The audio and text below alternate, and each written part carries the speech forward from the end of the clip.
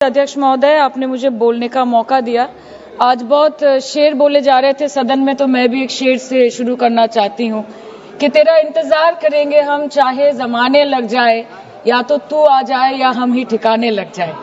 तो सर, ये शेर मुझे अच्छे दिन की याद दिलाता है, वो दिन के जिसका वादा था, इस सरकार के नेकी का जो इरादा था, जो इरादे 2014 में काफी बुलंद थे, पर 2024 के आते आते इनके नीतियों में कुछ थोड़े बहुत घमंड थे, जिस घमंड के चलते पूर्व में नोटबंदी और लॉकडाउन जैसी घटनाएं घटी और जिसके वजह से 700 से ऊपर किसानों की मौत हुई, और जिसके चलते मणिपुर पर प्रेसिडेंट्स रूल तो लागू किया गया, लेकिन बस यही बोलना था कि 22 महीने लग गए और कई लोगों की जानें चली गई।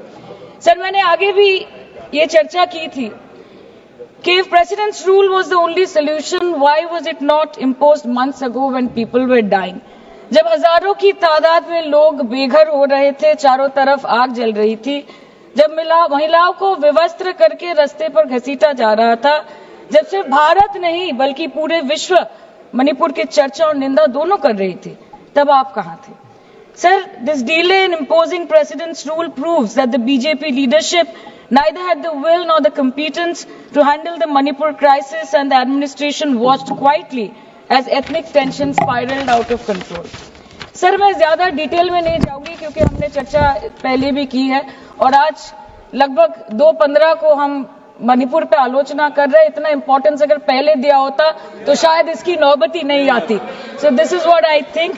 पर सर, ये शर्मिंदगी की बात है कि आज भारत के एक राज्य में प्रेसिडेंट्स रूल है।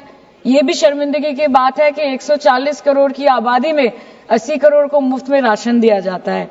आज सर, लाखों नौजवान हैं जो बेकार बैठे हैं। 1 से 2% ऐसे लोग हैं जो सिर्फ टैक्स पेएबल के क्राइटेरिया में आते हैं, और बीजेपी है जो सब चंगासी का कुर्ता पजामा पहन के घूमते रहते हैं। ये दिखाने के लिए अच्छी बात है, लेकिन ग्राउंड रियलिटी कुछ अलग ही है। सर 2023 में टॉप 10 VPNR के रिपोर्ट के अनुसार मणिपुर में 212 दिन से ऊपर इंटरनेट शटडाउन किया गया था, a total of 5088 hours, marking it the second highest after Jammu and Kashmir. This led to huge economic loss in Manipur, approximately 3,157 crore. The economic blockade in Manipur, affecting the two main national highway, lasted for 66 days, with rough estimates of loss of around 250 crore per day, which is a whopping rupees 17,000 crores in over 2 months.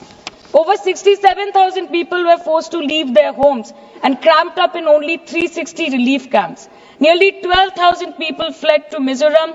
Approximately 7,000 people sought refuge in Nagaland, Assam and Meghalaya. Over 1,700 people taken refuge in Kachhar district as of June 2024. और ये सब तो sir registered official figures है, न जाने unregistered official और कितने बेघर लोग होंगे जो दूसरों के घर में रह रहे हैं, शायद दूसरे राज्य में रह रहे हैं, दूसरे देशों में रह रहे हैं।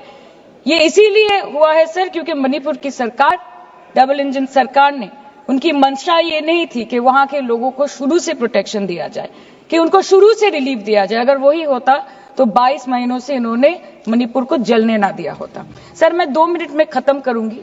You want to move the resolution, of course we have to be with that, लेकिन 1 अप्रैल 2025 मतलब एक दिन पहले से मिनिस्ट्री ऑफ होम अफेयर्स ने armed forces special powers act को 6 महीनों का एक्सटेंशन देके मणिपुर, अरुणाचल प्रदेश और नागालैंड में इफेक्टिव कर दिया है।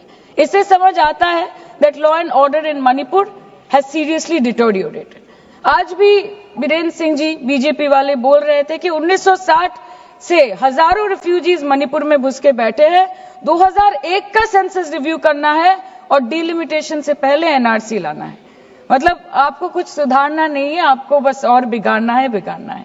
जिस तरह असम में एनआरसी के नाम पे इस सरकार ने 1500 करोड़ से ऊपर फूंक दी और करीबन 19 लाख लोगों को अस्तित्व संकट में डाल दिया। अब वही हरकत दोबारा दोहराना चाहते हैं मणिपुर के लोगों के साथ। अध्यक्ष महोदय, मैं अंत में बस इतना कहना चाहती हूँ मणिपुर के भाई और बहनों की तरफ से कि जिंदगी यूं भी गुजारी जा रही है जैसे कोई जंग हारी जा रही है। जिस जगह पहले के जख्मों के निशान हैं, फिर वहीं पर चोट मारी जा रही है, फिर वहीं पर चोट मारी जा रही है। इसलिए आपके माध्यम से इस सरकार से मेरी यही अपेक्षा रहेगी कि मणिपुर के हालात में सुधार लाए, वातावरण में संतुलन लाए, पहले अपने देश के लोगों को मित्र बनाए, फिर जाके विश्व बंधु कहलाए जाए. That the home minister and the prime minister should work over time and step outside their comfort zone to address the needs of the people and restore normalcy at the earliest in Manipur. Thank you, sir.